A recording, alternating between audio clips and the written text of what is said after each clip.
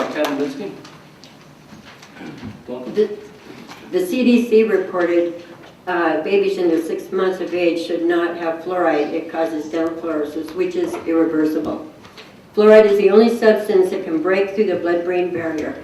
It collects in the pineal gland, lowering the IQs of children and decreases cognitive function.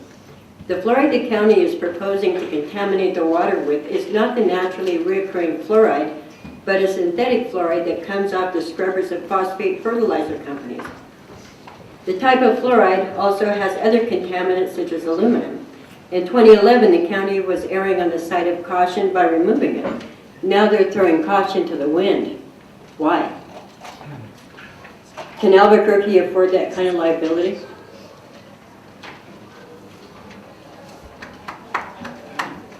Thank you.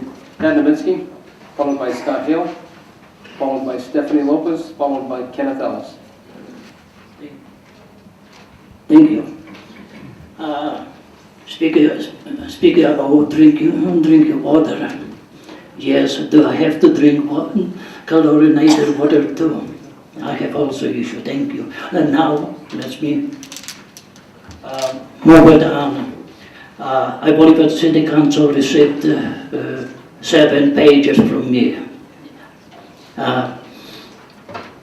Anyway, same time. I want to recognize, before I get to it, one of the retirees, with who I met this morning, shoulder to shoulder, gave me shoulder. He's retired, as I understand, one of his sergeant from APD. Now he is manager of enforcement. Mark Shepherd. Right here, his business card. Well, his parking issue, as I have stated in 3 pages. Now, I had last Saturday, when I walk out from church property, I realize that is something under my front of the car. I almost put my hands up. I can't believe it. My God. Well, I didn't say that. I look around. Here is no sign. I'm talking about sign, no parking. Yes. The sign, 2 days later I found it, sign was behind the telephone pole. Thank you. Thank you. Scott Hale, followed by Stephanie Lopez, followed by Kenneth Ellis. Welcome. Thanks. Let's go and proceed. Next speaker is Stephanie Lopez, Kenneth Ellis, Simon Kolakowski, followed by Nora Anaya. Welcome. Hello, President Sanchez and councilor members. I just wanted to have the opportunity to speak and thank you first and foremost for doing a proclamation for Chief Allen Banks. He was deserving of one, and I'm glad you guys had the opportunity to get him one before he left us. I just wanted to point out that, like President Sanchez said, him leaving our department is not only going to be a loss to our association, our department, our community, but to City Council as well, because he was here for the very right reasons and didn't need a raise, wasn't asking for a raise, wasn't asking for anything other than to have the opportunity to lead this department after putting in 22 years of service. So he will be dearly missed. Again, thank you for the proclamation, and I wanted to thank everybody who already left, so I want to thank them outside because it's very, very refreshing to see that we do have a lot of the community support, and I think you get a small percentage of people in here who are here for their own reasons. I understand good reasons, obviously, in most cases, that are here to voice their opinions as well, but there is a large portion of the community that does respect the Albuquerque police officers, and it was nice to see that it was being shown today, and it's nice to see that we do have support. And if for whatever reason a politically appointed new chief that was picked out of a national search doesn't fare well for our department and isn't the right fit after all, I would hope that we could look through other avenues and having City Council on board to make sure that any more mistakes don't happen from anybody from outside coming within, because it's hard to learn what policies and procedures are before you make change.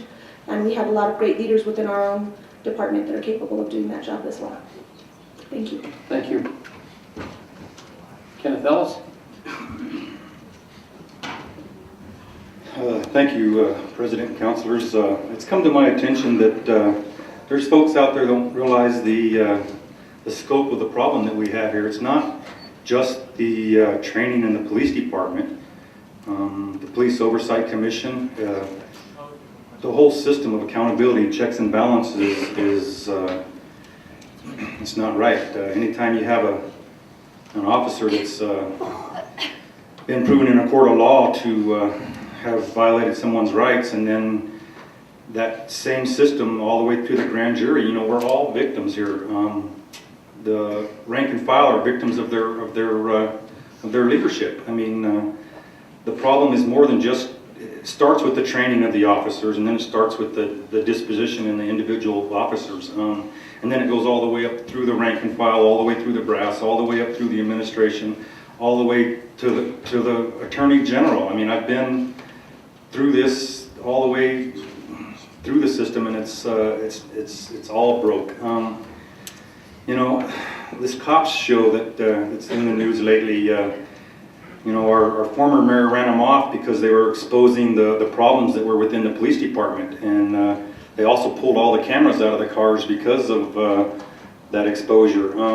We still don't have cameras in the cars, and I think that's a vital necessity for checks and balances. You know, if we have an open and fully transparent government, then why would we have any problem with the cops program coming here? I mean, we should be able to highlight the good officers and the work they do.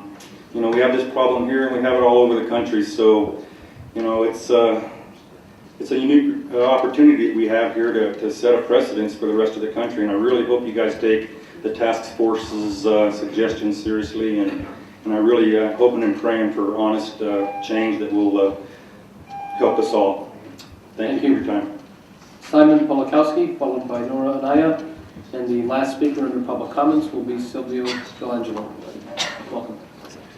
Thank you, Mr. President and Council.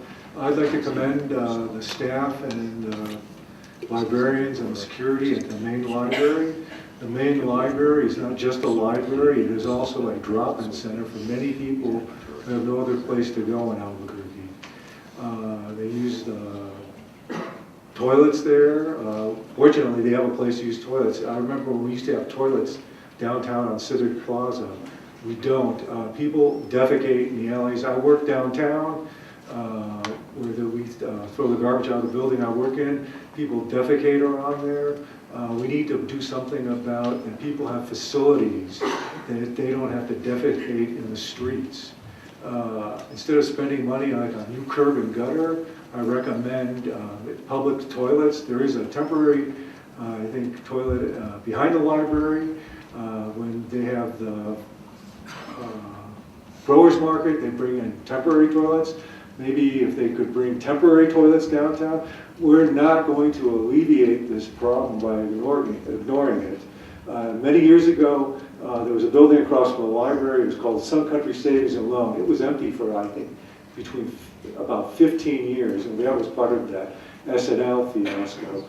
And I thought, you know, that would have been a unique opportunity for the city to buy a place where these people could go and clean up. Many of these people, unfortunately, they have no place to bathe.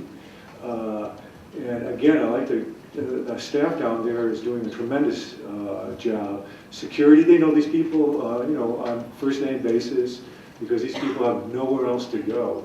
And after the library closes, it's very bad. And I remember when the library used to be open till 9 p.m. I think instead of spending $16 million on an innovative center, we should open up our libraries longer and let people learn. And we'll get innovation from learning. Thank you. Thank you. Nora Anaya? Welcome back. Thank you very much. Council President and Council, City Council and women, I just need to say there's several things I would like to talk about, but right now at this time point in time, Omari comes to my heart, and I think of what I had been through with my brother-in-law was in a situation that he was being abused. Adult Protective Services was being involved, and what had happened 16 years later, found out he had been more than just abused, he was molested. He came to live with me. Now he's been with me 4 years. But what I found out that Adult Protective Services had been doing was talking to the people that had done the abuse, not allowing the children or the people to talk to them alone. And then at one point we asked a policeman to go in and do a welfare check. He went in and found no food in the refrigerator but never reported it because there needs to be some kind of a, like Amber Alert, for them to record it and maybe not to have to write out so much paperwork. I got in and looked at a nuisance abatement, found out 48 incidences that happened in 1 year at this place. So my heart goes out to Omari because I've been there in a situation where now I have my brother-in-law living with us and he's in good hands. But at that point in time, it was just a shaky road, and every given time there was an incident of not a stabbing, an overdose of heroin in that household. And after reporting it and looking up for the paperwork, finding that that paperwork was null and void because nuisance abatement couldn't come in at that point. Thank you very much. Thank you. Before we go to the last speaker, I'd like Council Vice President Jones to make an announcement. We have some scouts here today. Thank you, Mr. President. We'd like to have the scouts come in and help earn their badges. Tonight we have Boy Scouts of America Troop 750, Rio Grande District, Albuquerque Northwest, and Mr. Michael Hicks is the Assistant Scoutmaster with them this evening. Would y'all stand up so everybody can see who you are?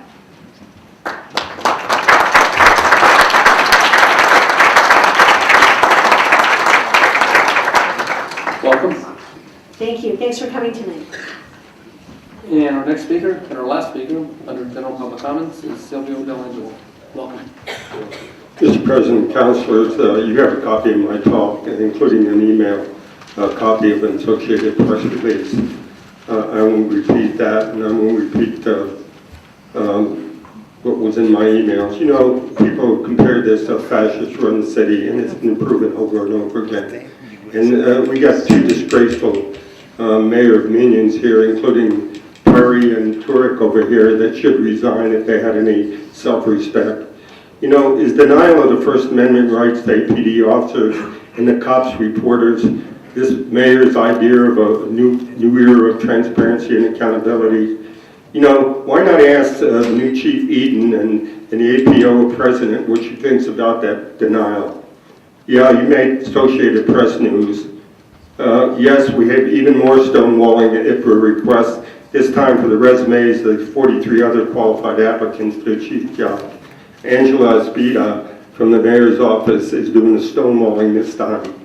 The appointment of Governor Martinez as Gordon Eden is also a mockery. It's a disgrace and insult to the people that wasted $30,000 of their money. And you were never asked to be involved in our panel. The governor of Eden doesn't even run the state police, but has a chief below him, so he has no supervisory job. His officers almost have as bad a record as our APD thug cops, and most of our cops are good people. If Eden had any honor and self-respect, he would now turn down a job and try to clean up his own mess. And the mayor's veto of the last two bills is disgraceful. We have also another task force on top of another one. And you honored Chief Banks. Does Round Rock know what they're getting in Chief Banks? He's a disgrace. You ought to ask the family of Vincent Wood, who was gunned down, whether he likes Chief Banks. You ought to stop being cowards. We are now under announcements, and that is item 10. Council Vice President Jones. Thank you, Mr. President. There will be an Albuquerque-Bernalillo County Water Utility Authority meeting on Wednesday, February 26th at 3 p.m. in the Vincent E. Griego Chambers. Councilor Benton.